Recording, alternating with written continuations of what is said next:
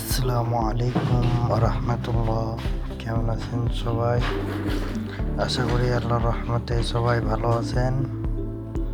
আপনারা দেখছেন বিল্ডিংয়ের ডিজাইন, এটা কাজ প্রায় শেষের পথে।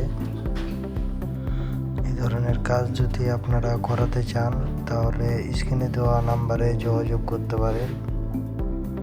আমরা সারা বাংলাদেশে ওলা কাজ করে থাকি, যে কোনো জায়গায় যে